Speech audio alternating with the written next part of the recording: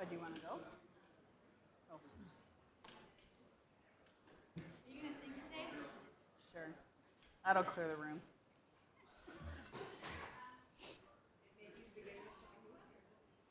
But yeah. I don't think it's called American Rejection. I think it's American Idol.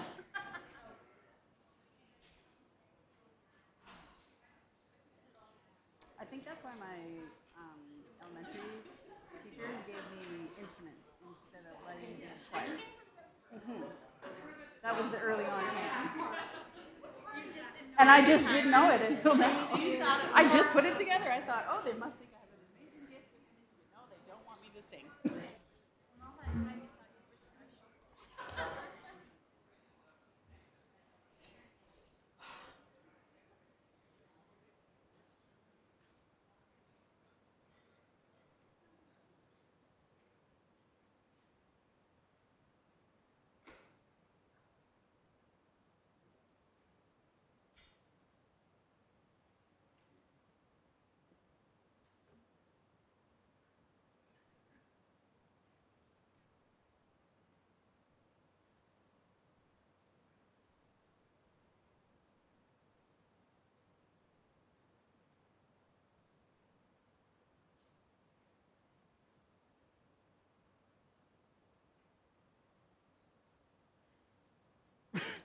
Well, that's one way of getting rid of it.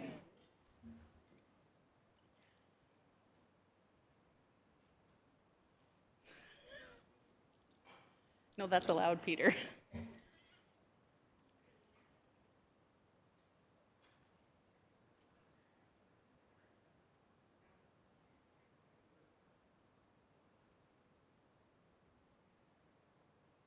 There's a jug right there. Do you want a glass?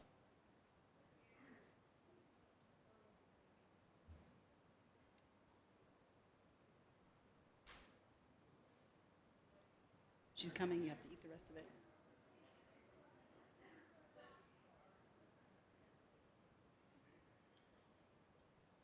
Not even a crumb.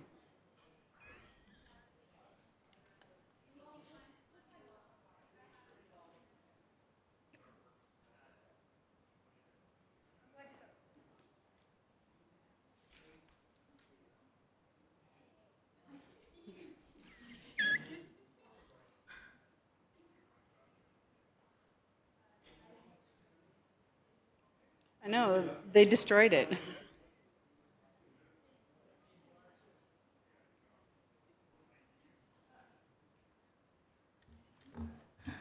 All right, good evening, everyone. It's nice to say good evening as there's still daylight out there.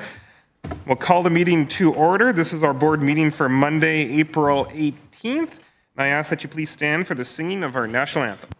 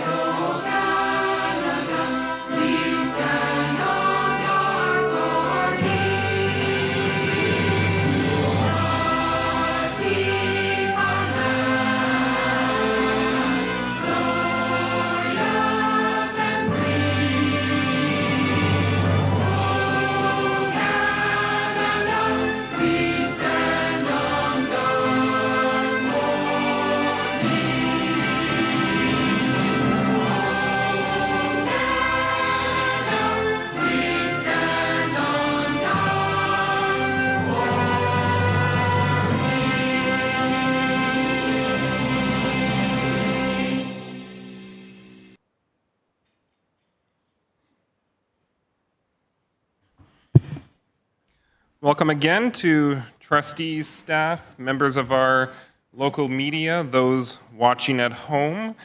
We are calling our meeting to order. We do have the agenda in front of us this evening.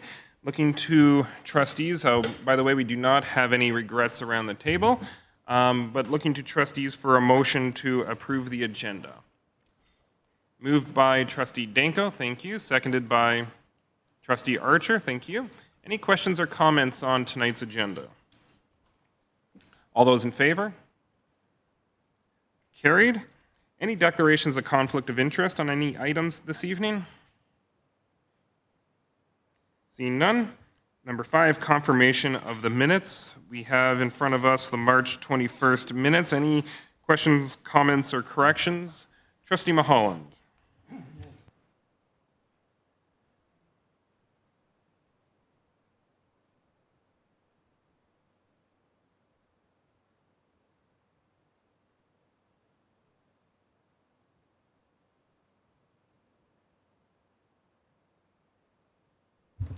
And it was good news because our legal problems have been put to bed, and it was a go. And I did ask about the motion in conjunction with that, about the turf field at Sir Winston Churchill. And there was no reply, and there's been no answer. Now, with the chair's permission, I do have copies of that. I'd like to have it passed around. Sure, and actually, I think there's an update as well. If you want to distribute that in just I prefer to pass these around, Mr. Sure, Chair. sure. So if you want to give half to Jeff, we'll pass this way and then the other. You can pass them, yeah, by all means. And then while you're doing that, I think we had an update from the director on this piece. Mr. Director, do you have an update, and did you hear the question? Through Mr. Chair, I believe Trustee Mulholland was referring to his question regarding Sir Winston Churchill and the field, and so it is going to be an update going to Finance Facilities next week, but the 28th, I believe it is. But I'm just pulling up what we have here that was on the books in the past. That, if I could read it, it indicates that Sir Winston Churchill football field be revitalized to artificial turf and be used as the football field for both Sir Winston Churchill and the New North Secondary School. However, the motion did not indicate that the funding envelope would be used. The funding envelope for the New North School would be used to pay for that turf field, because I believe that was the question Trustee Mulholland had proposed, whether the funding for the New North School would be used to fund the artificial field at Sir Winston Churchill. So I don't know if that provides clarification. Further details will come to Finance and Facilities on the 28th, but that's the research we did on the previous motion.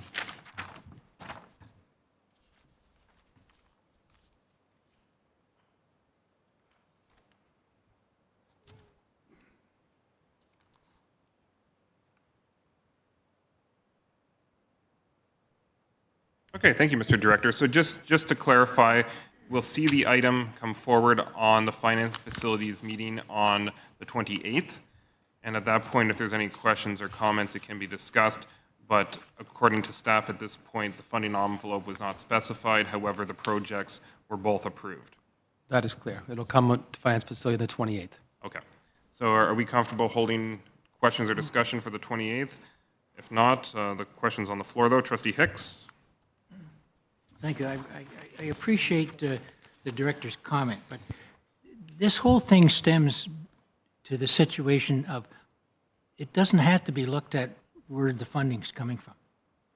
The intent of that motion, and I think Trustee Mulholland has passed it out, what doesn't show is the comments that took place during that discussion.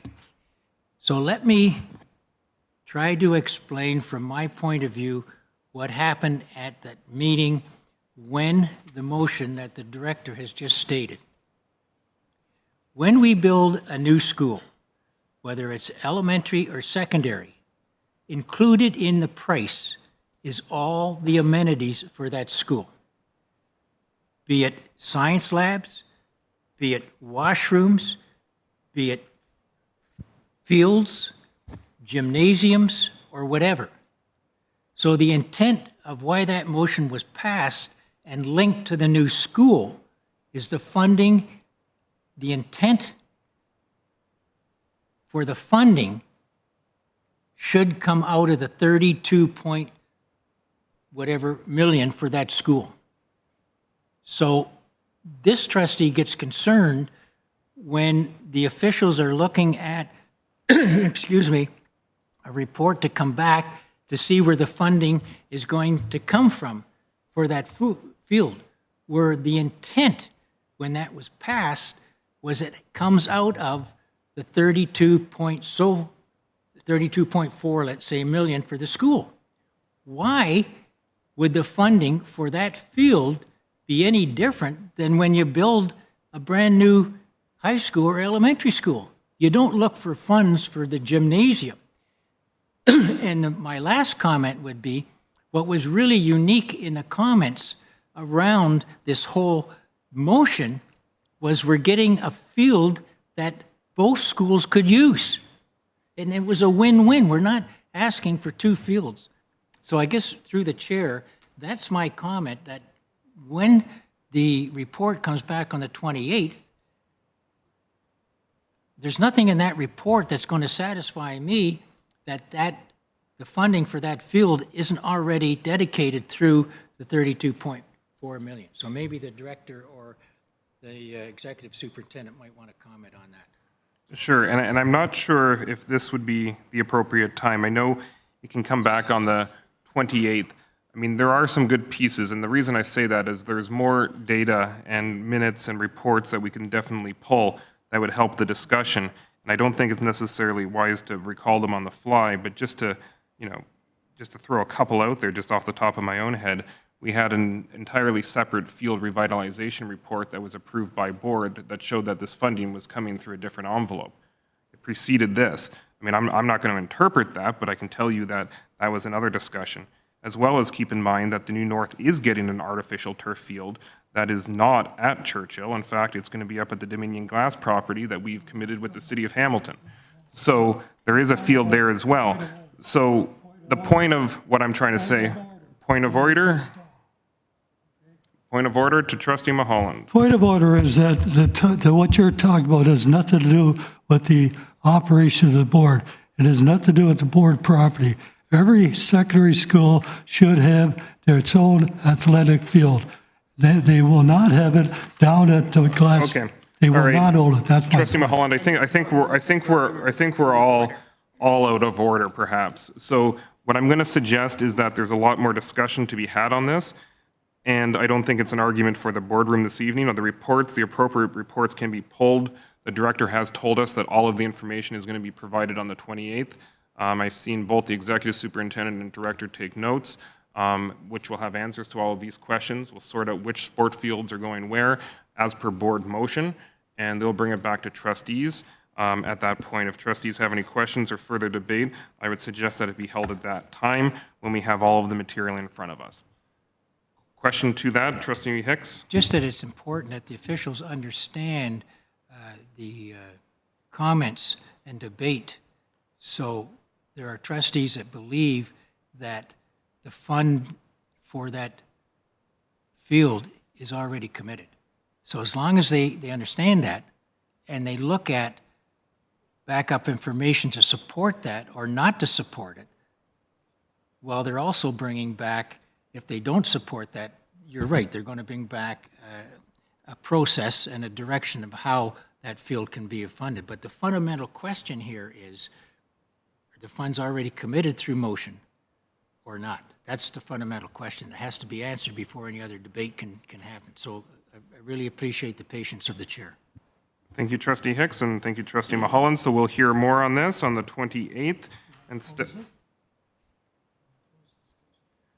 No, Trustee Mulholland, there is no motion on the floor, so there is no speaking twice. I mean, we have the material, we know when the debate is coming, so at that point, we'll have all the information, we'll review it, and staff will give us crystal clear direction based on our direction. So with that, any other questions on our minutes of the board meeting from March 21st? Trustee Danko? I just had a question. I noted that the minutes indicate that Trustee Mulholland had come back into the room and that other trustees were not present for one of the votes, are we to capture in the minutes when trustees leave and when they re-enter the room? Because all of that information isn't quite captured. When a vote is taken, yes. So if a trustee has left the room when a vote is taken, then it should be captured. And if you notice that is omitted, then, yeah, and then usually when a trustee returns, yeah, that would be noted as well. So it's really only when a motion is taken. So if it's a monitoring item, I don't think that we would usually do that. Yeah, so it pertains precisely to when a vote is taken. It will be noted. If a vote isn't taken, then you just see the attendance of the entire meeting at the top of it, on the top of the minutes. Thanks for the question, though. Any further questions on the minutes from March 21st? Thank you. Seeing none, we'll move now to our Finance and Facilities reports from March 31st and April 7th, and I'll go to the chair of the committee, Trustee Van Geffen. Thank you. Trustees will see before them two meetings, so through the chair, I will present both separately. First meeting from March the 31st, two action items before you. Important items, both linked together. The first action item that you see is our school-based staffing as we begin our budget discussions. What trustees see before them is the staffing that we will be using for, should it pass, the staffing that we will be using for 2016-17, the school year. The results of what you see before you, there are reductions to staffing that trustees will see in the attached report. Many of the reductions that you see due to decreased enrollment, following its collective agreements, and also impact of ministry funding announcement and following class size requirements. Trustees may be asking themselves why they see educational assistance on a separate line. My understanding of this, and I can be corrected if wrong, is that reporting for EAs is not required at the same time as the other school-based staffing that you see. So a regulation was passed. A motion was passed by a previous board. I'm not sure when, but when we go through this school-based staffing discussion and allocation, that EAs be presented at the same time. So this, as you see before you, is the presentation on the school-based staffing. The second item aligned to this is the grant for student needs. Funding announcement came from the province. You can see the 5 main areas before you that staff highlighted. We had a good discussion at the committee level. With that discussion, a motion came out. 3 main areas that stood out, areas of concern for trustees stood out in regards to the changes to the top-up funding, special education funding, and also funding for small schools. So with that, trustees will see a motion brought forward by Todd White, Trustee White.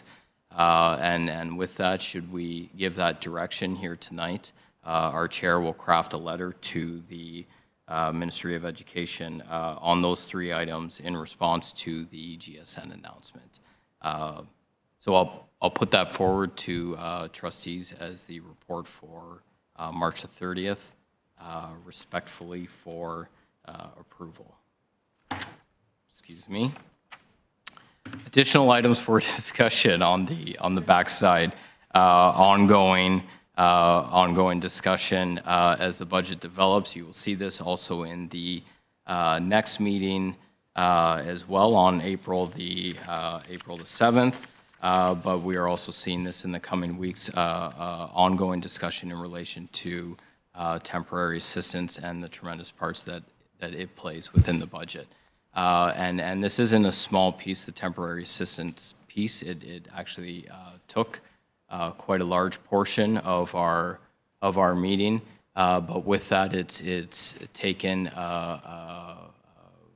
The discussion has been ongoing between committee meetings, and we will be seeing something from staff that will require action. So in no way am I briefing over this, but there is not yet an action item in regards to the temporary assistance. And the next report that I'll give will touch further on that. Thank you. Thank you, Trustee Van Geffen, and you're moving the report for the 31st? Yes. Do we have a seconder? Trustee Beatty, thank you. Questions or comments on any of the 3 items on the report? Trustee Hicks. On the staffing for elementary school and secondary, the numbers, was just wondering, through you to the executive superintendent, if when we staff, let's say at a secondary level, do we normally would staff maximum numbers to people that have signed the option sheets? Is there any flexibility given to any particular courses that would allow, say, a 5% or an 8% window of taking in new students in September? Mr. Director? So through the chair, I'll begin before I hand it over to Executive Superintendent Zucker. So we have to ensure that we have collective agreement class size compliance. And so that's number one. We are staffing too by projections this year to make sure that what we've seen historical trends and students that have actually registered to date that we're staffing. And 2, in secondary, we can make adjustments from semester 1 to semester 2, unlike elementary.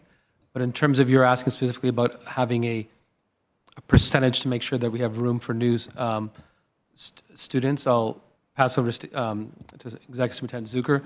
But knowing that we have to, what's really the key, we have to ensure that we don't go over system-wide. And for different types of classes, we have different class average for students who are taking applied courses versus students who are taking academic or locally developed. But I'll pass it on that in terms of the gap or sort of that range Right. that you're asking about. Appreciate it. Thank you. Thank you. And through the chair, I would say that these enrollment projections are reasonably conservative. So given that the year that we're in right now, 2015-16, our numbers were lower than our projections, and we couldn't make adjustments to staffing in the first semester, so we make them in the second semester, and then we actually are playing a little bit of catch-up next year. So we haven't included a buffer per se in these numbers. We are able to add staffing in the fall, and I would say that we certainly don't want to project a lower number than we expect and then have to add staffing, because we know that that's not what the best thing is for our students. I would say that the number that we've used is reasonable. We may have to add 1 or 2 lines, but the intention isn't to have to add a significant number of lines, and that really what the intention of these projections are to make sure that we're reasonable so that when we come to second semester, we're not having to make the adjustments that we had to make this year. Terrific. I appreciate that. Thank you, through the chair. Great. Thanks for the question. Any further questions? Trustee Pattison. So, thank you, Chair White. So I had a question. We had a discussion a couple months ago, I believe, about principal for Glenwood, and I see your motion to send a letter, and I assume that piece is tied into there. So have we still assigned a principal there? If I could ask that question. Absolutely, and that came up in part of the discussion, so I'll direct it to the director or executive superintendent. That is correct. There is still the same staffing that there is in the current year for Glenwood next year. Thank you very much. Thank you for the question. And further to that, on that motion, when it refers to funding for small schools, it's Glenwood in particular. On a long-term basis, that's the only school that I think we project at this point that would have under the threshold, or that would be under the threshold for a full-time principal. So that's a good question and definitely one to keep on top of. Further questions on the report? It's moved and seconded. All in favor? That is unanimous. Thank you. And I'll go back to Trustee Van Geffen for the report from April 7th. Thank you, Chair White. So trustees will see there are no action items on the April the 7th meeting. We did have a presentation from Superintendent Dunlop with regards to our active schools and sustainable transportation program, a good discussion. My understanding is there was a meeting a week and a half prior to this, or maybe it was 2 weeks, that Trustee Beatty and Trustee Danko both attended a workshop with the city. I see nodding of heads. If they are, as we look around the board and ASST as school councils engage in this program, Trustee Beatty and Trustee Danko have been champions of this program, and that's really what ASST needs. It needs champions within schools to take on this program. That was something that was discussed with staff. The request that we gave to staff was to come back with information on how we can further provide support and engage within this program, and we tossed around things like champions within the schools, work within the consortium. So a good, healthy discussion in regards to ASST. Trustees will remember that in November, I believe, of 2015, as a board, we endorsed the ASST charter. So with that, good discussion. Now, the second part and the ongoing process of our budget discussion, given what we have now just approved from the previous meeting in March, from March the 31st for staffing, that is a tremendous part of our budget for 2016-17. Trustees will see before them that staff has brought forward, and not in seeking action, but in discussion with trustees, the $2.4 million gap that needs to be addressed within the budget. Discussion pieces with regards to our temporary assistance. Many trustees will know this. We've seen temporary assistance across multitude of committees in policy and in HR and facilities, finance and facilities. Another piece that came up for discussion was reducing our contingency from $2.5 million to $2 million. I would say Executive Superintendent Zucker can speak further to that should trustees need clarification on that, and reviewing our school operations benefits and department budgets to find what would be that remaining $400,000 mark. So in order to balance the budget. Again, there's no action required in this. These are ongoing discussions that will be landing within the next 2 meetings.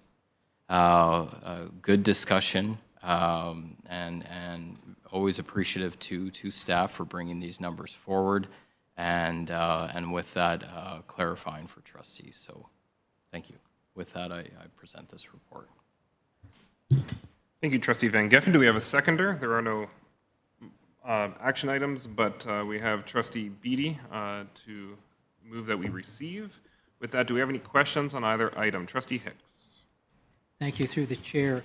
The 3 areas identified for further discussion to reduce the budget by $2.4 million, were there other areas discussed and not listed, or did the discussions just take the time to get to those 3, and will there be other areas for discussion for savings? Thank you for that. Trustee Van Geffen, did you want to begin? Yeah, so with that, I would comment that the temporary assistance piece, and Trustee Hicks, you can understand this as much or more than many of us can. The temporary assistance piece has been ongoing discussion within this board, so that did dominate a lot of the conversation. The reduction to the contingency was an important discussion, but the majority of the discussion was in regards to the temporary assistance. So would there be other areas discussed before final motions are made? Trustee Van Geffen? Yeah, and I would say yes, and within those discussions in the next 2 weeks, that's a big part of what will be coming forward to trustees, but considering that it is a $2.5 million or $2.4 million span to which they're wanting to fill, and that the temporary assistance reduction that staff is putting forward of 1.5 million, that is the bulk of that, and when you add in the reduction to the contingency, that was the focus of the discussion. Thank you, and I'll go as well to the executive superintendent. Thank you, and through the chair. As trustees may recall, as we bring back the finance and facilities reports on a regular basis, we've been looking at areas in the budget pretty much since November. So we have tackled a lot of the areas of the budget already. We work with the exec council to say, nothing was left untouched, basically. These 3 areas that are mentioned in this report are really the last 3 areas to look at for that $400,000. Benefits is there because benefits, there's going to be a big change as a result of the collective agreements, and we're still working with the ministry to calculate that exact amount. So that, I think, is going to be where you find the bulk of the change, and we're still also recalculating the grants based on the actual forms that we received from the ministry, and that may result in some changes too with regards to the exact amount of revenue. So after looking at basically everything in the entire board budget, there's this $400,000 left, and we feel that those 3 areas are probably the best areas to look to find it. If at all we were not able to find the $400,000, then we would relook at the other areas. Again, we want to have the least impact on students and really the least impact on staff. So those are the 2 sort of key areas. And again, having looked at a number of the significant areas since November, this is where we found ourselves, and these are the last areas to review. Thank you, through the chair. My last question would be, when you're reviewing school operations and that, I would assume that each department were asked to look at their department and would come back. Also, through reviewing school operations, departmental budgets, that went to exec council as well, that filtered through there as usual. The only comment I would make at this time before definite motions are made on these 3 areas, and this is really a job well done, would be contingency fund. I would really hesitate to knock off 0.5, $500,000. So I'd be cautious, very cautious on that one. So again, thank you for the work being done, and for the next 2 meetings, you've got your work cut out. Thank you. Thank you, Trustee Hicks. Do we have any questions, or is that a response? I think those were just comments for the committee, but if there's information to share, Trustee Van Geffen? I just, with the comments that Trustee Hicks has brought forward on the contingency, I just wanted to know if we could get staff's input on that, Superintendent Zucker, just to settle trustees' minds on the reasoning of that reduction, because it was a part of what we discussed. Okay, and so with that, we'll go to the executive superintendent. Thank you, and through the chair. So our contingency at the board up until 2 years ago has always been $1 million. And 2 years ago, we increased it to $2 million. And it does have something to do with the requirements from the ministry for building this building and building our reserves back up. We are required by the ministry to build our reserve back up to $10 million over a 5-year period. Over a 3-year period, we're already at 8, so we're in advance of what the ministry was requiring us to do. That being said, that contingency is truly a contingency, and if we were required to use it for things, and I always give the example of a cold winter and our utilities are higher than we had budgeted for, or snow clearing is higher, we do sometimes have to dip into that contingency. But we do feel that $2 million is still a reasonable amount when we're looking for reductions. My concern would be to keep the contingency at 2.5 million and then have to look for 500,000 somewhere else and possibly look at reductions in positions and that type of thing when it really isn't necessary if we feel comfortable with that contingency. Thank you for that answer and of course for the question. Do we have any other questions on this report? Trustee Pattison. Thank you again, Chair White. So for the ASST portion, I know Trustee Beatty and I had a little discussion on this topic as well, and I know one of his schools did phenomenal work on their own. When you said, I think you said parent-led or something. So I'm glad to hear Trustee Danko was also engaged in this. Has there been some discussion to take that work and have staff maybe work with parent councils to create a template from what they've already done to help other schools make it easier for them to start with this work? Did we want to direct that to Superintendent Dunlop or begin with, we'll begin with the committee chair. Let's start there, and then we'll go to some of the other folks that have experience with this as well. Trustee Van Geffen. So I would say that we're going to, with the report that we're going to get back from staff, which I believe from a tracking end, we were told that we will probably get that at the beginning of next school year. That engagement piece, I'm not sure if we want to open this up, but that engagement piece is huge. I'm sorry, because I think a lot of this will depend on what we get back from staff and that piece of finding champions within the school, parent-led, staff-led, and staff through the principal, but also finding, I say this from personal experience with DVSS. This is not yet engaged within a secondary school, but Kelly Scott from the city came and presented to the DVSS school council, and possibly finding staff within that school, so that it's a multifaceted approach to try and find that engagement piece. But if you don't have the champions, then the program just simply will not, it's not the right fit for the school. Does that help? Sorry, I didn't realize my mic was still on. Yeah, for sure, and I understand, sorry, the term champions within the school. I think it's important to get that community engagement, and it sounds like we've had some good luck. So what I'm saying is that they've done all this work. Anything we can do now to take that work that they've done and put some kind of a template together, which we can pass on to other parent councils to help them also do this work within their schools. So I see. Yeah, and I think that there was a lot of discussion about that as well, so I'm glad that we can reiterate it in the boardroom. Did you want to start, Mr. Director? Yes. Thank you, Mr. Chair. Before I pass it over to Superintendent Dunlop, I'm glad that the trustees have raised this, and thank you for Trustee Larry for bringing this forward. We see this as a priority, especially under our Healthy Schools initiative. We've heard about traffic situations in front of schools and parents who do drop off students who live within walking distance. We know we need to, it's an educational piece. We need to work with our partner, the City of Hamilton, our school councils, and a teacher champion. So we know we've had some uptake on this piece.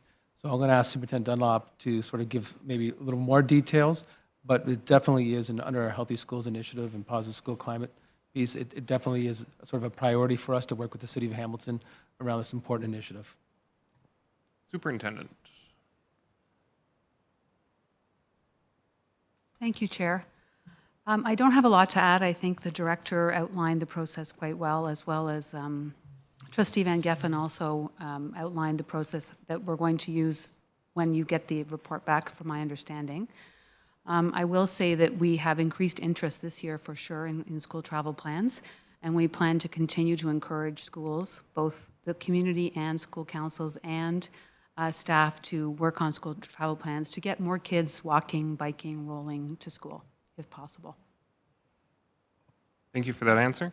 And I'm not sure, and Trustee Pattison, and perhaps I'll ask it because I had a similar question at the committee level. I'm not sure if I heard it, but in terms of Trustee Pattison's question was about kind of templates, packages, materials. As trustees, is there anything we can provide to our schools at this point in terms of flyers or whatever it might be? Or is that something that we would expect early next year? I'll go to Superintendent Dunlop.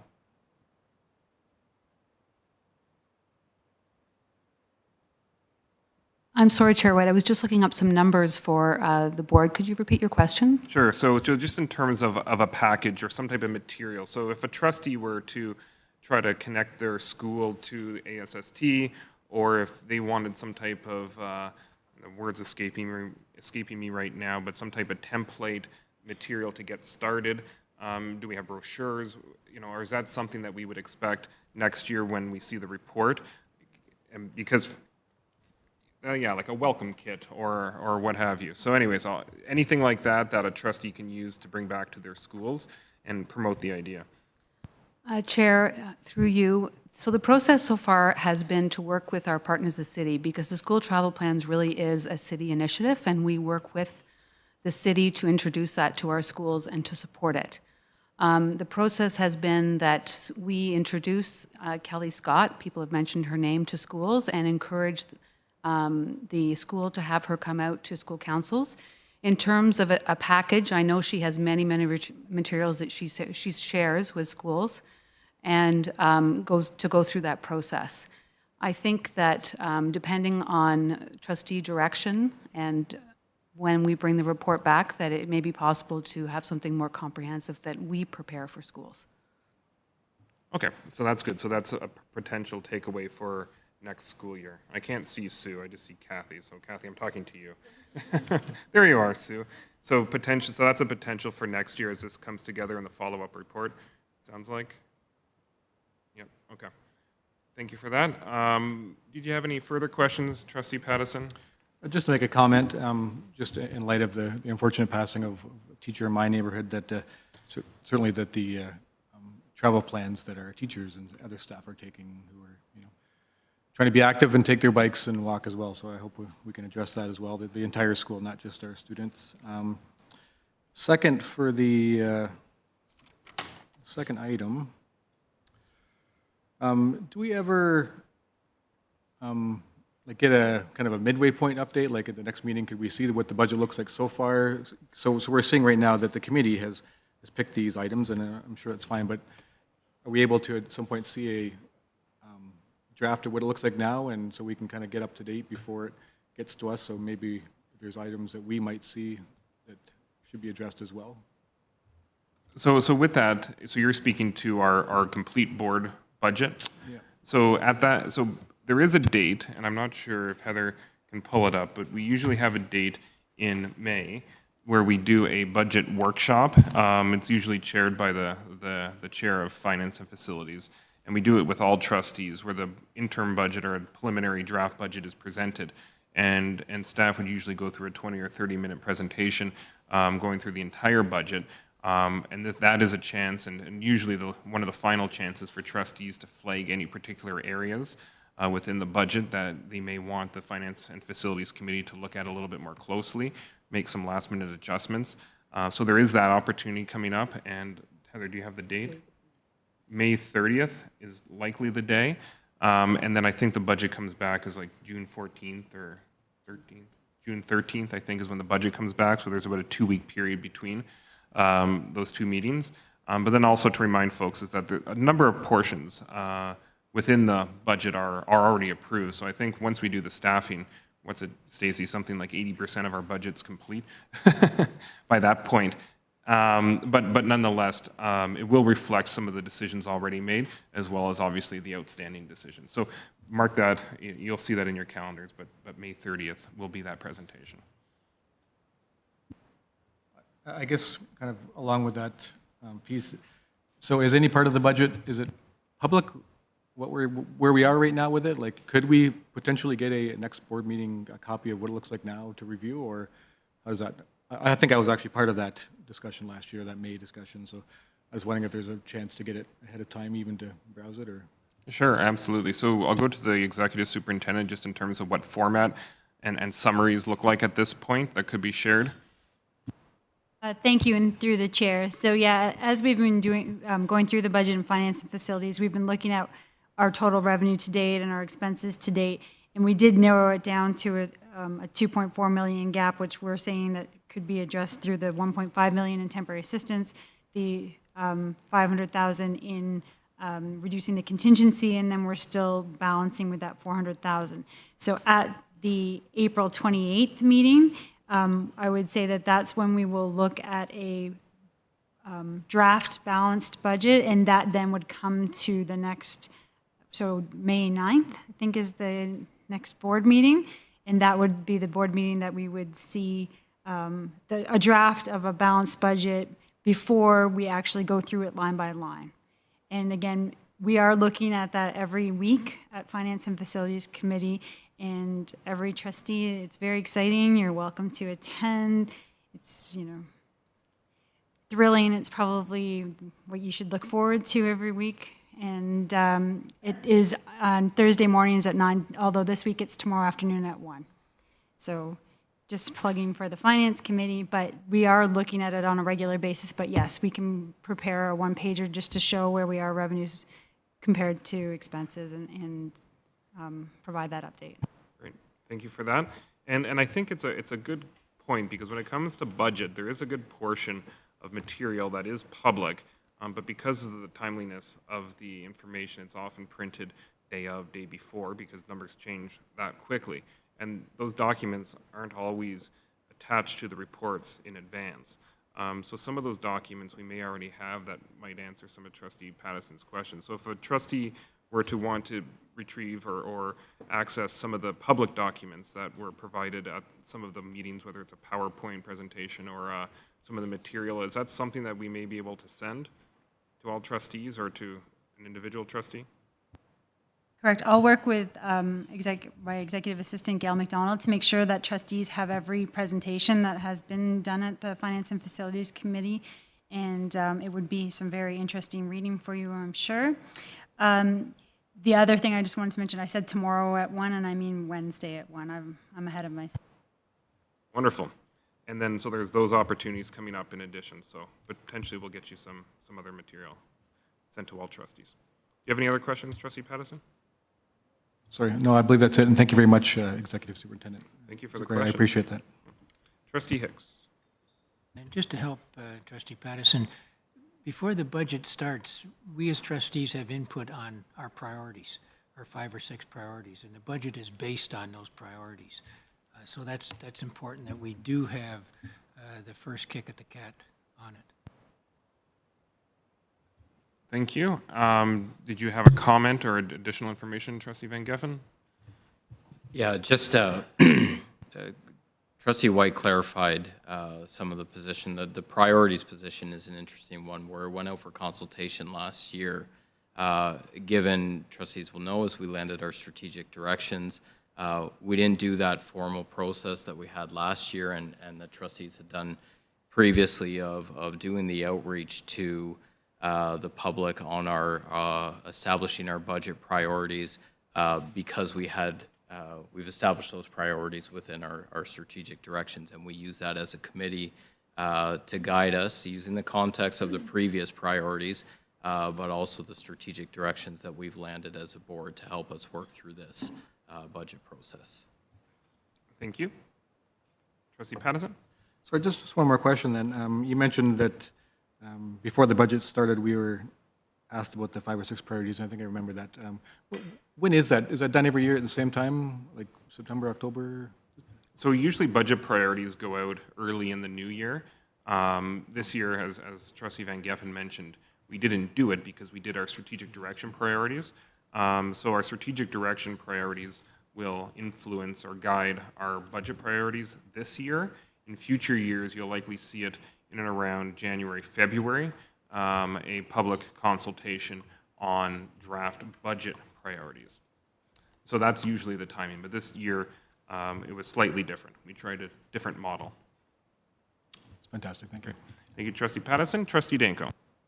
I apologize, I didn't wave high enough, but just wanted to backtrack to Trustee Pattison's questions about ASST, and just to reiterate that the intent of the discussion and the request that trustees made, and Trustee Beatty and myself, well, he did most of the speaking, but I supported his request, was to look to staff to see what concrete things we can do, including a communication startup kit for the beginning of the school year, because ASST isn't just about school travel plans, it's about building a culture in our students of sustainable transportation, active transportation, and there's grant money that's often available through Metrolinks and through different ministries.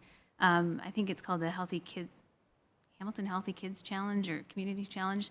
There's too many acronyms, but our wards 6, 7, and 8 are benefiting from that right now. And if we had the right people in place to support that partnership with the city, I know Superintendent Dunlop does a lot of that work right now, but if we had supports in place, then I think we could access more funding, and that should be a direction that we should be heading. Thanks. Thank you for that information as well. Thank you, Trustee Danko. Any further questions to either item on the April 7th Finance Facility Report? Seeing none, all those in favor? That is carried. Motion is received.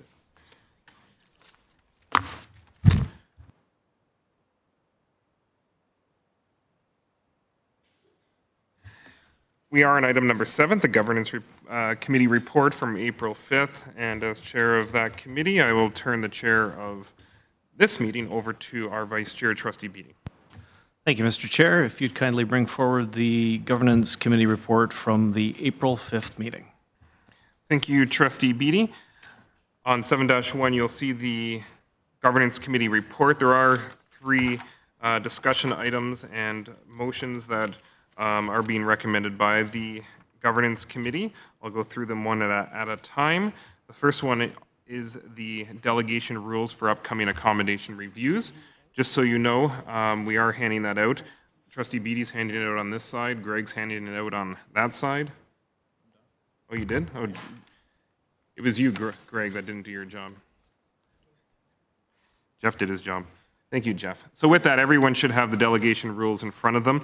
Just a brief explanation about what you are seeing. These rules actually go back a number of years. Our previous board used this probably 2 or 3 accommodation reviews ago. We didn't change much of it. There was just a couple tweaks around contact information as well as which committee or board different reports go to. And then I think we updated a small piece of information around handing in material. But otherwise, they're virtually unchanged from our previous rules. Just to bring you through them quite quickly, this is a separate delegation process than what we see in our governance handbook, where we would have folks contact us to present. This is a very special evening that we hold, or evenings, depending on the volume of interest that we receive. At the delegation meeting, we dedicate at least a whole evening to hearing from anyone and everyone who expresses their interest. Our deadline to submit your request is as late as noon the day of the delegation meeting. Delegates can choose between 5 or 10-minute presentations. They can come with any material that they choose. They can come with PowerPoint presentations. They can hand out material. If someone's not comfortable verbally presenting, they can submit written information to us that will be provided to all trustees that evening and on an ongoing basis. There's even instances last year or 2 years ago when certain delegates could not attend and they submitted video delegations, which we kindly accepted from former community member Don Danko, now trustee. So there are a lot of innovative ways to participate in our delegation evenings. We simply do not turn down anyone, and if necessary, if there's more interest than we expect, we'll actually keep adding evenings so we can ensure that we hear all voices from our communities and students. So with that, that's the basic outline. You can see the particular rules on the page, but following each delegation, there is an opportunity for trustees to ask questions of clarification to the delegates.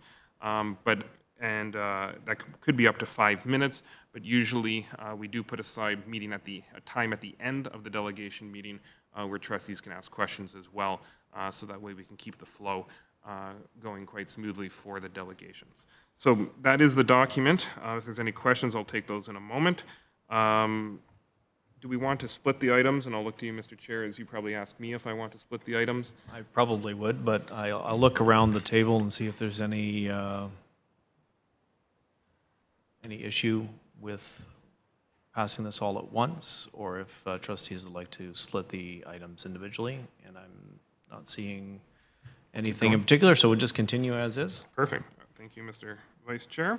Moving now to the second item, it's the Strategic Direction Phase 3 launch phase that we discussed at the Governance Committee. What you see attached is a timeline between March, so last month, right through to June, as well as the launch phase going into next school year.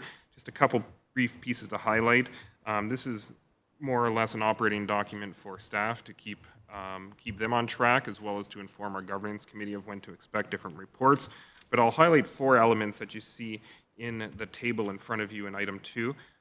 This tracks 4 items between now and June. So there's the annual operating plan. Now that we have our strategic direction document approved and in place, staff is now tasked with the responsibility of developing our annual operating plan. So you'll see in that document, the development has already begun, and it will go through a number of consultations, both internally, externally, particularly among trustees at our board meetings or our governance meetings. So that's a very important process to keep an eye on, and we will be doing that as a committee.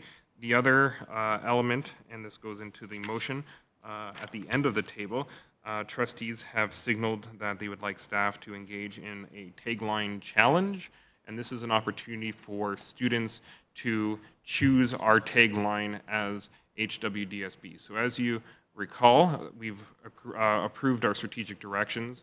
We have mission statements and priorities and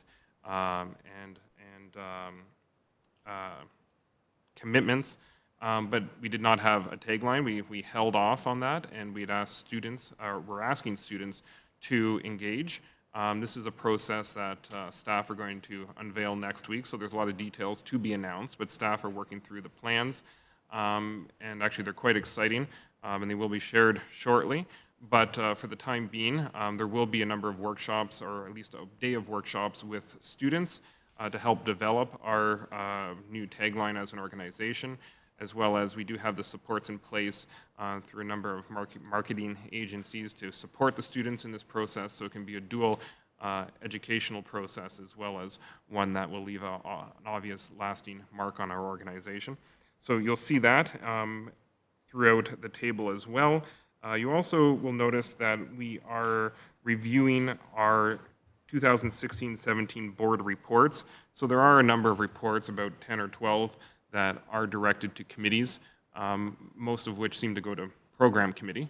But there are those annual standing reports. But now that we have our strategic directions in place, we're going to review those reports to make sure that they're titled and grouped properly, as well as they are meeting our 5 priorities and helping the director report to trustees on all of those items on a yearly basis. So we'll be looking at that between now and June.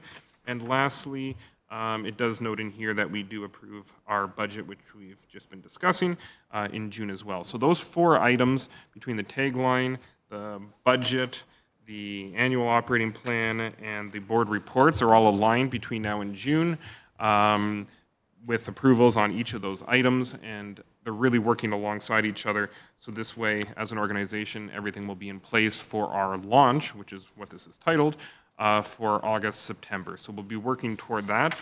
As you see, that's the last element of the table, and this is where we'll be looking at potentially at organizing a launch event. It may also include a number of different strategies to get our message out to the rest of the community, internally and externally. So that's another element to keep an eye out for, and this will be discussed as it's developed at Governance Committee. So this is really our first step. This is the first time the committee met following the approval of our strategic direction. So the first element was to track everything on a timeline to make sure that we complete the work by June in preparation for next September. So that's what you see in front of you. The only motion that came out of this is the recommendation that staff engage our students in a tagline challenge. Everything else in the table had been previously approved. We had not approved that, so that's why you see that motion and recommendation in front of you this evening.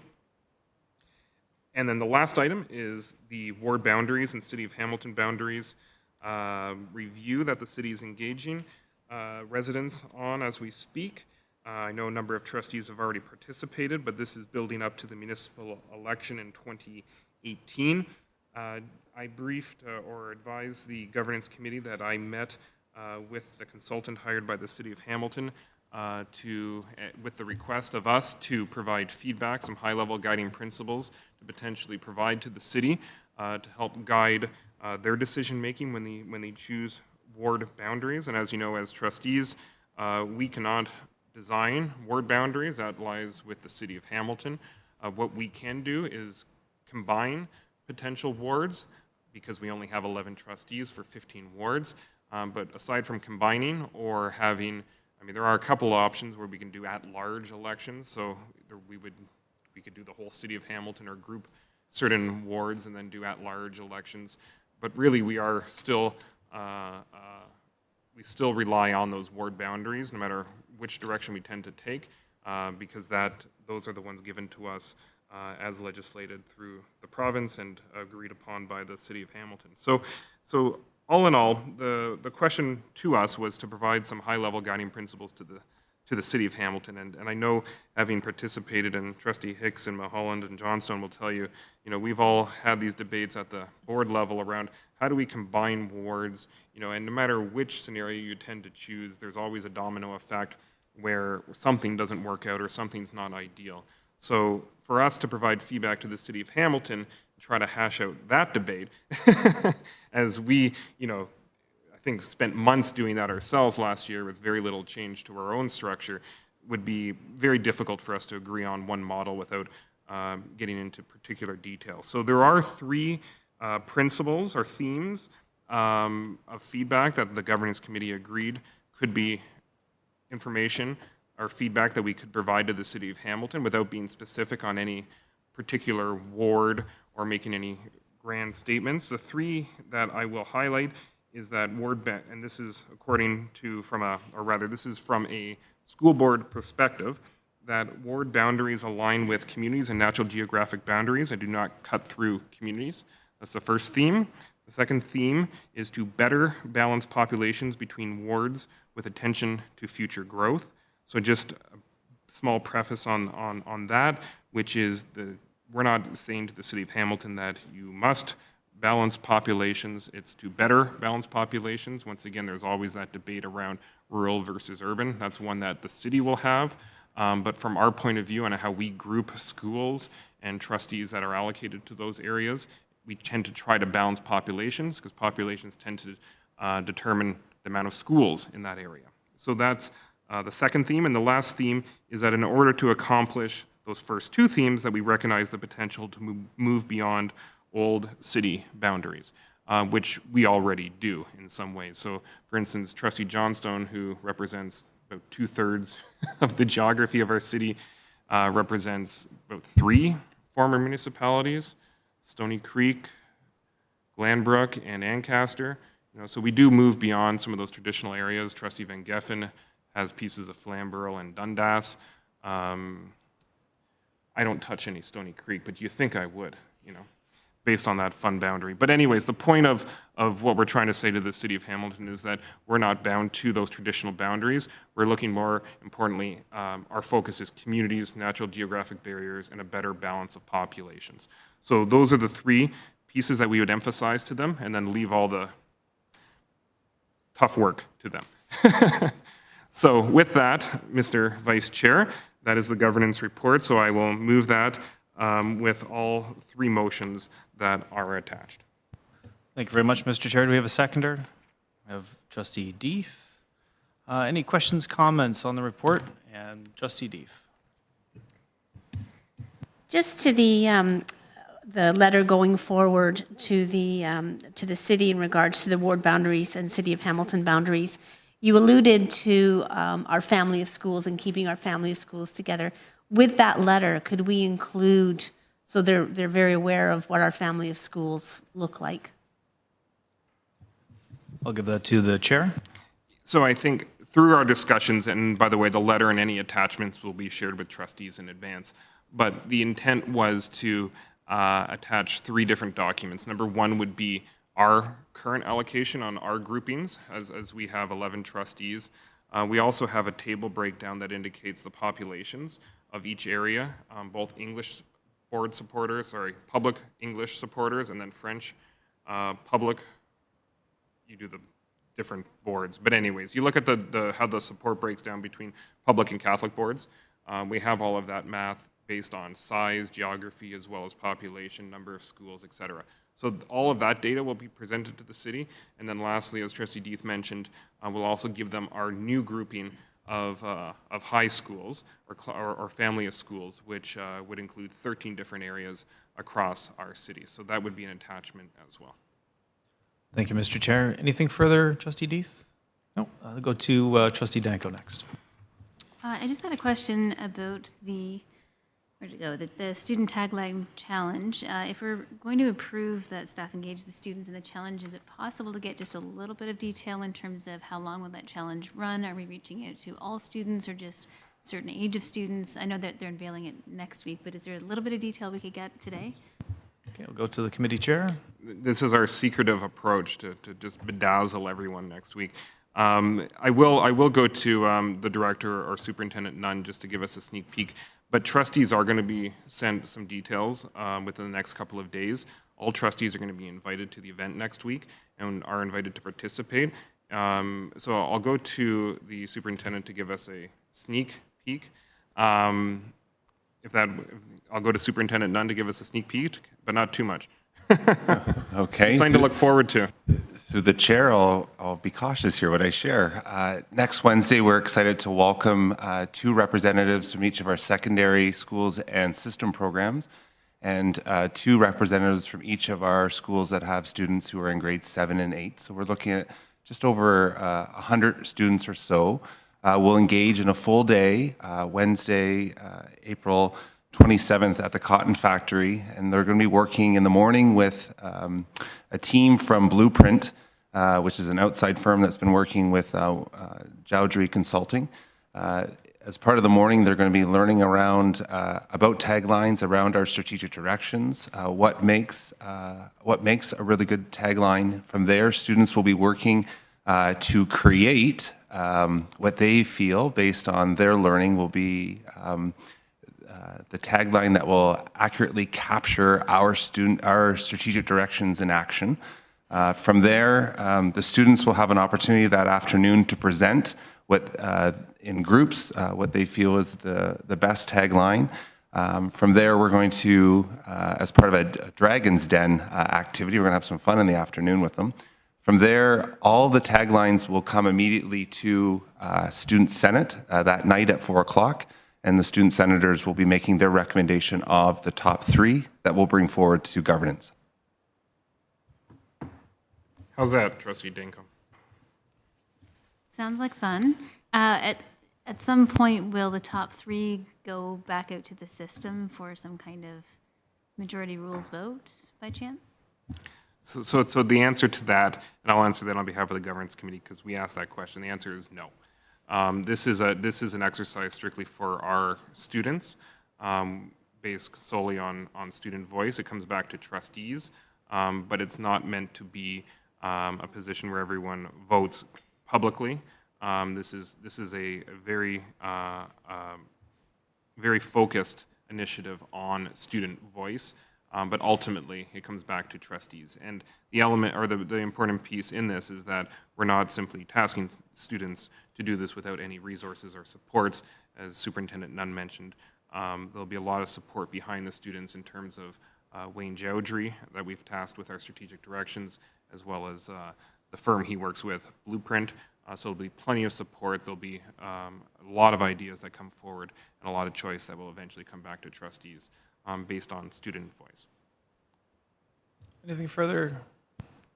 Any further questions from the trustee? Any further questions from any other trustees? Try to free up my schedule, though. Trustee Hicks? Through the chair, with the accommodation review delegations for the special board, is it normal procedure that delegations are not required to provide written submissions? Pass it one to the committee chair. Under our new rules, the answer is no. So under the old rules, I think they had to present, they had to present something in writing in advance. But even our current rules, if you were to request a delegation to this meeting, you do not have to provide anything in writing. And the same goes for the special rules for accommodation review delegations. So what was the thinking of eliminating it? Just because we do it in other areas? Well, the idea was to take the onus off of the delegate. So if they wanted to present something in writing and were comfortable to, we would receive it. But if they chose that they simply wanted to present verbally to us, that would also be perfectly fine without a written submission attached. Any further questions, comments? Seeing none, we have a mover and a seconder. All in favor? And that's unanimous. I'll pass the chair back to Trustee White. Thank you very much. Item number 8, Program Committee Report from April 7th. We'll go to the Chair of the Committee, Trustee Johnstone. Thank you. Trustees will see we had 3 moderating items. We had 3 reports coming to us. Item A, the elementary program strategy. Important to note is that unlike the secondary program strategy, this program strategy does not map out the exact location of where programs are going are being proposed to land. The reason is that we are in the midst of accommodation reviews, and we will continue to be, and we do not want to predetermine where a program would go, especially as we are embarking on reviews. Another element to note about the elementary program strategy, for those in reading it, you would have noticed that there was a heavy focus on curriculum delivery, and that is because the ministry does dictate much of what happens at the elementary end. That noted, we took many questions at our last meeting, and staff are taking the report back. Specifically, staff are going to be looking at how the strategy relates to our strategic directions. We're also looking at providing detail in terms of why the programs have been, why there will be changes or why status quo will remain or is being proposed for certain programs, so that trustees can have a better background, better understanding in terms of making decisions around the elementary program strategy. And we'll also be looking at more closely some of the specialized programs that we do offer at the elementary end. Item number B, French Immersion Program Strategy. This included quite a lively and lengthy discussion.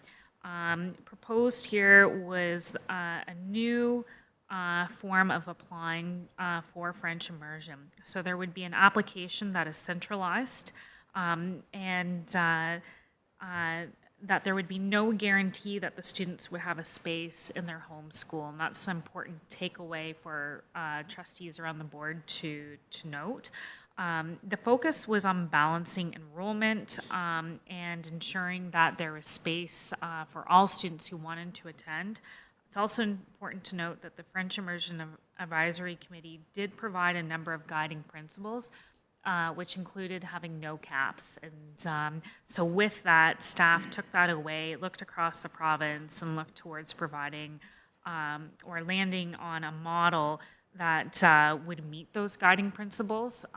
So I do invite trustees to join us. We have an additional date set, Thursday, May 5th at 5:30. So I do encourage you to join us at that meeting, simply because we are making some big decisions around French immersion, and I think it's important that everyone have a voice. Finally, we were presented with a parent and community engagement report, which largely focused on the volunteer handbook. And that concludes my report. Thank you, Trustee Johnstone, and you're moving to receive the report. Thank you. Do we have a seconder? Seconded by Trustee Pattison. Any questions or comments on the 3 items? Trustee Danko. Without getting into a deep discussion about French immersion, with what was been presented so far, will this be coming to finance, or was there a financial aspect looked at? If you're not offering students space in their home school, presumably there would be increased transportation costs to the board. So is that any part of what came to program, or would that be available to us at the May 5th meeting? Through the chair. Trustee Johnstone? I am going to look to staff. We did have some offline discussion about inviting finance and facility to join us, but there was no, I wonder if I'm going to turn to Peter Joshua, though, at this point. Executive Superintendent Joshua?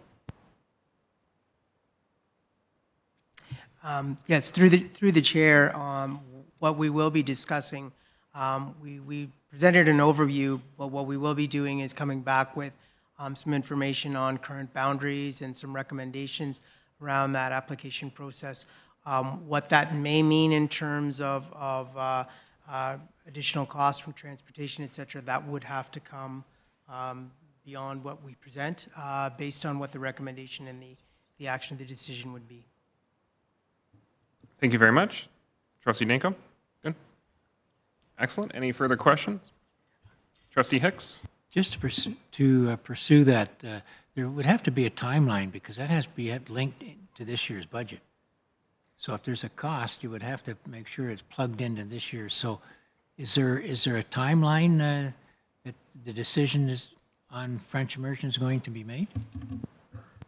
Yes, through Mr. Chair, through Trustee Hicks' question, what we're presenting, there'll be no changes to September 2016. What we're presenting, so the current transportation policy still applies, so any kind of changes to FI programming wouldn't be to September 2017. And if it does impact, then we would have to review our transportation policy as well. But you're correct, but there was no impact for the next 16-17 school year budget. Thank you. Further questions? Seeing none, all those in favor? That is unanimous. Thank you very much. Item number 9 is our French Immersion Advisory Committee report from March 23rd. And I'll look to Trustee Deeth if she'll allow, would you like me to bring the report since I attended? I'll ask you to move it, maybe. Trustee Deeth and I, we trade off every once in a while at FIAC. So this was my meeting, which I'm always very happy to attend. Just 2 quick updates from the FIAC meeting. They first of all reviewed their advisory committee mandate, and this was a request by our governance committee.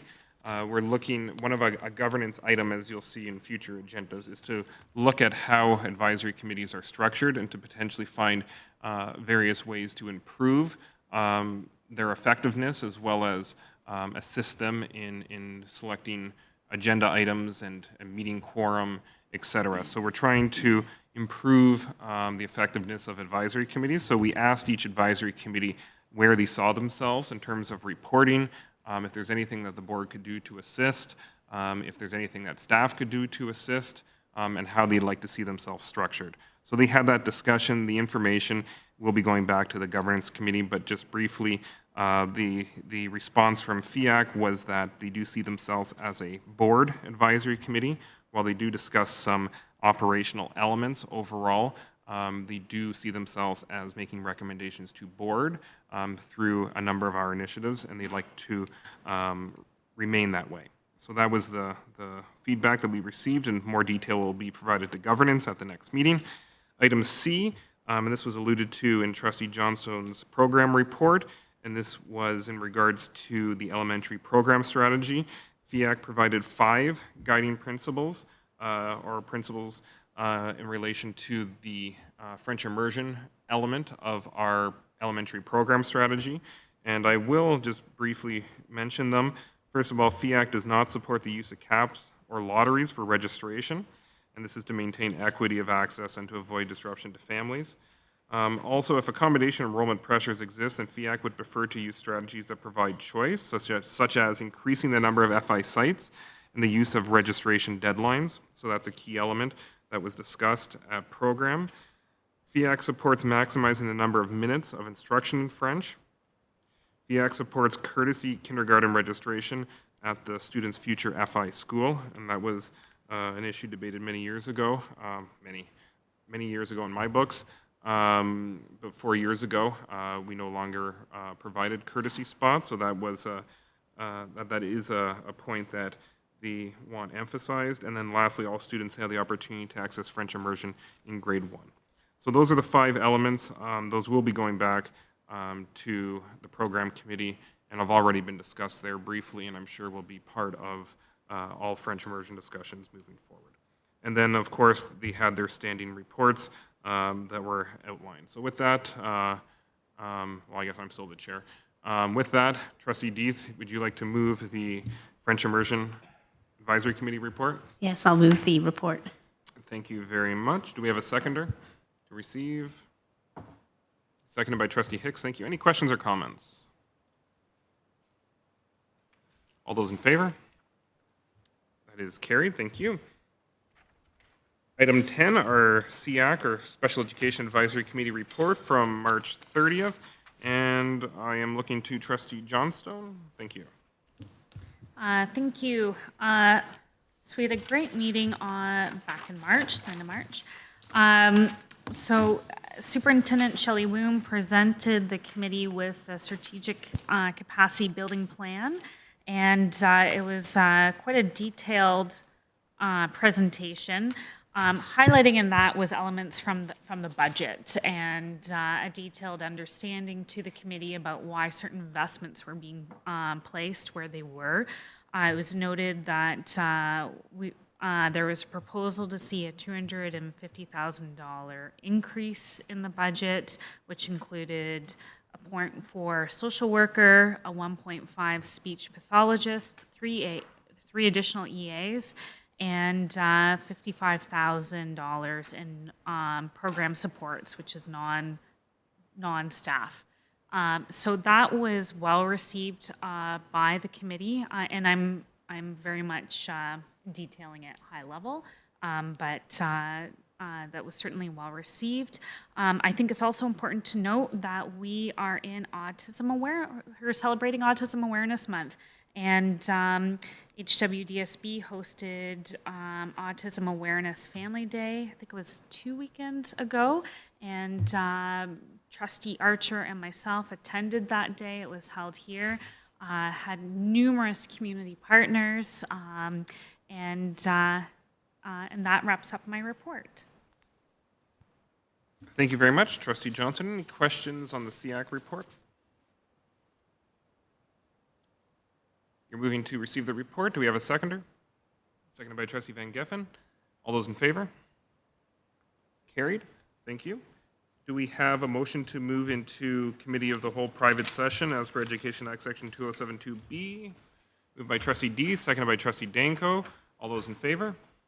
That is carried, and we'll be moving to the side room momentarily, and we'll join folks back in public session shortly.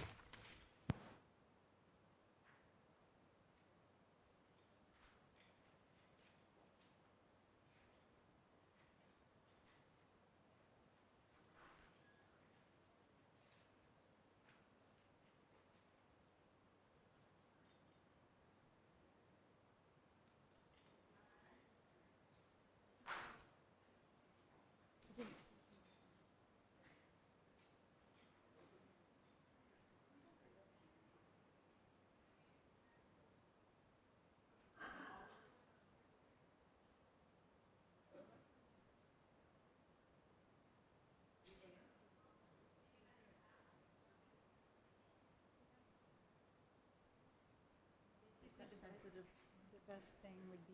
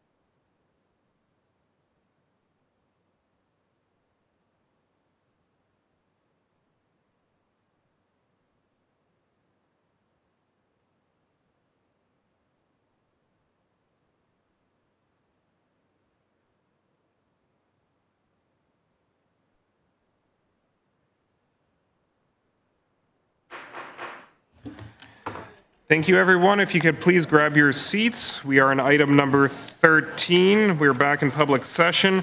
We are on item 13A, which is Committee of the Whole private session. This is a verbal report from just a couple of moments ago. So I will kindly ask the Vice Chair to bring the verbal report. Thank you, Mr. Chair. It is my pleasure to present the report of the private session of the Committee of the Whole held earlier this evening, and that is that the Finance and Facilities Committee report from March 31st, 2016 be approved, including land severances for the Linden Park and Cardinal Heights site. Thank you very much, Mr. Vice Chair. You're moving the verbal report. That's correct. Do we have a seconder on the verbal report? Seconded by Trustee Mulholland. Thank you. All those in favor? And that is unanimous. For those in the room, just to note that Trustee Hicks is left for the evening, as well as Student Trustee Tobias Murray. Aside from that, everyone else is present. With that, item 14 are oral reports from liaison committees. We'll begin with item A, which is, oral report from liaison, that's correct. We'll start with item A, which is the City School Board Committee. There is not an update yet. However, I will reiterate that our next meeting is Thursday, April 28th, and that is coming up next week.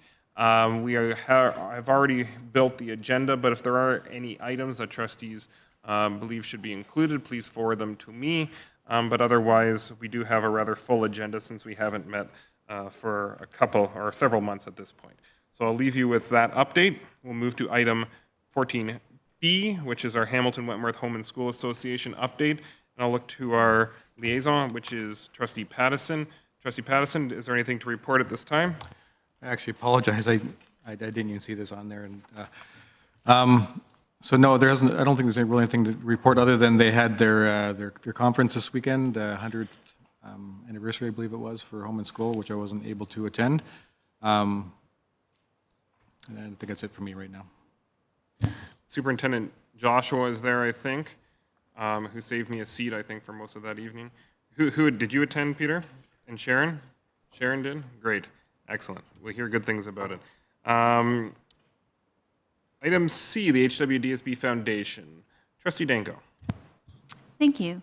The HWDSB Foundation met last Wednesday, April 13th. Directors reviewed surveys that we completed because we're trying to determine any gaps in the foundation board membership, and we're looking to recruit 2 new members. And we're really looking to find members that complement the current experience and skill set that we have on the board. We also reviewed financial statements to date, and the foundation is proud to support students with financial barriers through school grants. This winter, we awarded approximately $21,000 grants to schools. The foundation lottery, you may have seen the flyers in the hallway. This is called Payday Payout. It has started, it's been very popular. Half of the proceeds go to the foundation, and the other half go to the winner for each draw. The first draw was done on the last payday, which I didn't notice when I got paid, but if you did on that day, and the winner took home $1,240. Prom Project happened, another flyer that you might have seen. That happened on Saturday, April the 16th, so it was at Sir Allan McNabb Secondary and Delta Secondary School. The coordination and planning for this event were phenomenal, and we had close to 100 volunteers on hand between the 2 sites to help students who have financial challenges find formal wear for their prom, for any special events, for grade 8 graduation. And so a big thank you to the organizers and the volunteers, as it wouldn't have happened without them.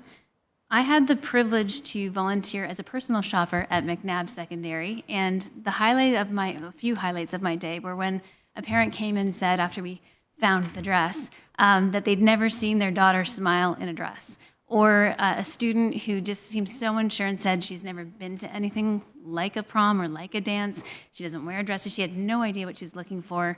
I got her started, and then her friend came in. Of course, the friend was the final word. But when she left with what she left with her hair done, because we had hairstylists and makeup artists on hand as well that were all volunteers, that was really meaningful and made it a very rewarding day. I wanted to mention that Trustee Bingham was also at the Delta site, and so we had seamstresses on hand. No? Oh, okay, never mind. She wasn't. Her friends who sew were at the Delta site, but we had seamstresses on hand, or I didn't notice any males. to do small alterations. So there was a lot that happened on Saturday. And Trustee Deeth was looking into how to get donations from Waterdown to make sure that we had people connected to our donation sites. And so was Trustee Archer making sure we got donations for Prom Project. They have a ton of stuff left over, and it's really nice stuff. I could have gone shopping if they'd let me. And so I'm looking forward to hearing more about possibly another event throughout the year and certainly seeing this again next year. We also have, following a very successful event last year, the foundation is well into planning and preparation for the second annual HWDSB Foundation Golf Tournament. So it is on Wednesday, June the 1st, and there's a registration at 11, tee-off is at 12:30, and it's at the Willow Valley Golf Course. So if you golf and you're interested, you see me for details. I may be golfing. I may need to practice golfing before I try to golf because it's been a really long time and I was never very good at it, but I think it will be a fun day. So there are certainly areas that you can offer support, or if you know people who are interested in supporting. One, people can participate in the golf tournament. They can be a sponsor for the tournament, or they can donate silent auction prizes. And so this looks to be another successful event, and I'm looking forward to it. And that's about it. Thank you very much for all those positive updates. Thank you. Any questions for Trustee Danko? Trustee Van Geffen. Thank you. Through the chair, the board members, you had said that the foundation is looking for 2 board members. Just curious, I'm assuming that those are community board members? That is correct. Okay. How do they go about, what's the process in terms of filling those positions? That's something as a new board of directors that we're working through, and perhaps if I went through the chair, the director or one of the other board members could help with that answer. Through the chair, I can speak with the conversation, maybe pass on to Sharon Stefanian, who oversees it. But we did talk about a process that's more than just sort of tapping who we know, but a process that will widen our reach to make sure we have a diverse representation. So I'll maybe pass over to Superintendent Stefanian to speak about it as she supports the foundation.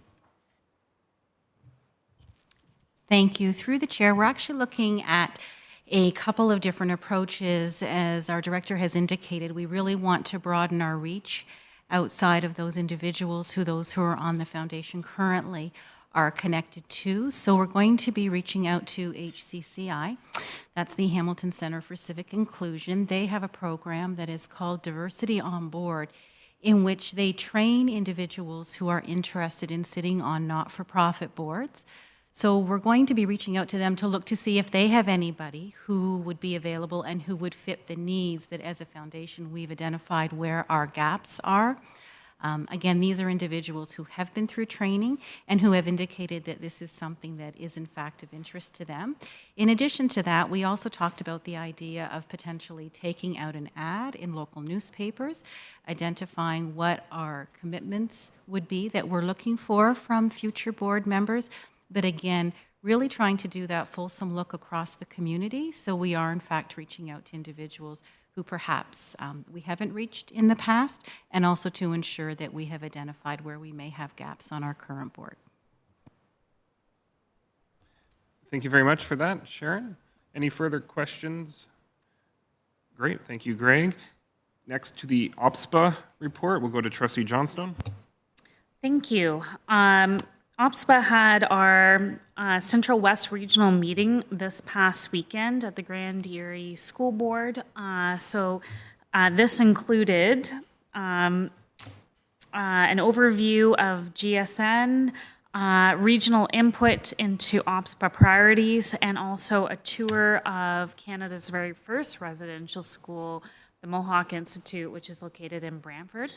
I am going to highlight some items from the GSN as was presented by our finance officer, because I think that it's important.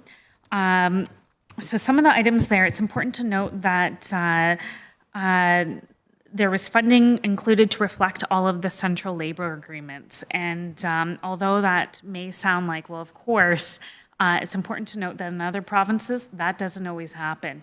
So here in Ontario, that did happen, and that's really important to note. There was changes to our provincial benefits plan. And of course, previously, every single board had their own benefits plan. They were all pooled together. But one of the things that happened is that there was an increase. And some of this included a one-time increase with reserve money, and some of it included an overall increase to certain benefits. This was significant because it was the very first increase in many, many years. It's also important to note that previously, when a drug cost would go up, the board assumed accountability for that, and sometimes they were not always covered because it was individual boards. So when you have it all pulled together under one plan, one provincial plan, there is additional protection now for boards in case individual drug prices do increase. And for some boards, that was causing them quite a bit of difficulty. So that was good news there. It's also important to note that there was one-time funding provided for 2015-2016 early payout of retirement gratuities. There was also, in line with investments that were made to First Nation, Métis, and Inuit education, there was $1.2 billion per pupil amount added, as well as $6 million in funding for board action plans on First Nation, Métis, and Inuit education. Although this doesn't impact our board, the part that I'm about to talk about, did impact some other boards for the FM&I funding, where boards had agreements with reserves. Because the fee structure is tied, I guess, as a percentage to the funding. So for the boards with reserves, the amount of money that they have to pay reserves did increase. And I think that's just important to note as we have a perspective across the whole province that although more money was going into the pot, it did mean that reserves then were having to pay more. So that was an important note. In terms of capital priorities, one of the changes there was amendments made to Regulation 444/98, disposition and surplus property. So they doubled the current surplus property circulation period from 90 days to 180 days. They also expanded the list of public entities that are to receive notification of surplus property. And the other thing, too, is that we now have a rule in place where all board-to-board sales will be at fair market value, because that previously was not the case. And I believe HWDSB has history with that long ago, with sales being, or with properties being sold at very small amounts. There was a small 2% increase in the transportation grant. There was also increases for commodity prices such as natural gas, facilities, insurance, and other costs, which is important. And finally, the last highlight that is important to highlight is that there is going to be stricter compliance with full-day kindergarten and primary grades as it pertains to class size. That did not impact our board, but certainly with northern boards, with regional difficulties, meeting the class size caps was proving to be a difficulty. So that's just gives you a bit of perspective from, I guess, a provincial OPSPA point of view on the GSNs. I guess one final comment, we do have our OPSPA annual general meeting coming up June 9th to 12th in Ottawa. I hope to see you all there. Some trustees have informed me that they have already booked their rooms. If you haven't done so, do it. And our Canadian School Board Association Congress and National Trustees Gathering on Aboriginal Education is taking place July 6th through 9th in Winnipeg. So if you're looking for details on that, you can go to both the OPSPA website and also the CSBA website. All right, thank you. Thank you very much, Trustee Johnstone. Any questions for Alex? See none. Thanks for the OPSPA updates. Finally, we will go to Trustee Beatty for an umbrella board update. Thank you, Mr. Chair. Unfortunately, I was unable to attend the last directors meeting for Umbrella, but I do know that they are making plans and finalizing for the annual general meeting, which is upcoming on May the 11th, 4:30 p.m. at the Scottish Rite on Queen Street in Hamilton. And that is my report. Thank you very much, Trustee Beatty. And that concludes our meeting. Do we have a motion to adjourn? Moved by Trustee Danko, seconded by Trustee Archer. All those in favor? That is carried. Have a great evening.